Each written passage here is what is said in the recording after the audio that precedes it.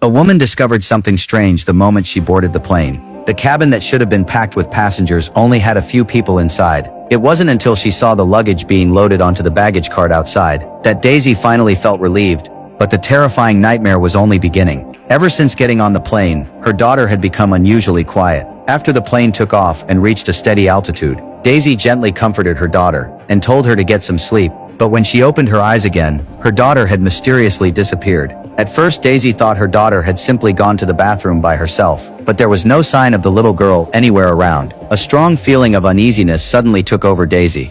She quickly found a flight attendant and asked what happened, but the answer she got was that her daughter had never boarded the plane. Daisy was completely stunned. She clearly remembered holding her daughter's hand while walking onto the plane, so how could they now tell her that her daughter was never on board? Daisy refused to accept it and searched through the entire cabin. She checked almost every corner of the plane, but she found absolutely nothing. When Daisy returned to her seat and saw the teddy bear her daughter left behind, she knew something was definitely wrong. But strangely, the passengers around her all said they had never seen the little girl. At that moment, a flight attendant came over and announced a search for the missing child. But 10 minutes passed with no news at all. Daisy's anxiety reached its breaking point. The flight attendant comforted her and said they would report it to the captain and start searching. With no other choice, Daisy could only trust them. But half an hour passed, and there was still no progress. At this point, Daisy was close to completely breaking down. She asked the passengers around her again, but the answer was still the same. No one had seen her daughter. Just then, another flight attendant nervously pulled her coworker away. Daisy sensed something was wrong and immediately followed them. But this time she heard an even more terrifying truth. I'm sorry, but I don't think that she's here. What?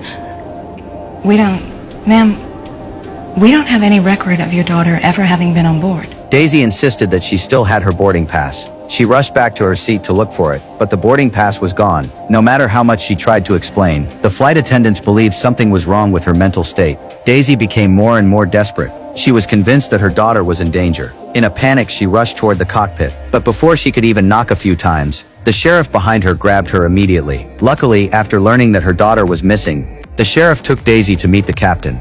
After hearing the whole story, the captain first asked if she had any mental health issues. Daisy admitted that she did have depression, but that was nowhere near enough to make her hallucinate. She explained that she was flying this time to bring her recently deceased husband home, and her husband's ashes were stored in the cargo hold of the plane. Although the captain still had doubts about her condition, he still felt sympathy for the poor woman. He ordered the cabin lights to be turned on and launched a full search. The flight attendants carefully checked every possible place, but this search started disturbing the other passengers, and Sheriff Jeff stayed close behind Daisy to stop her from doing anything extreme. Then Daisy suddenly stopped because she thought one of the passengers looked strangely familiar, but when she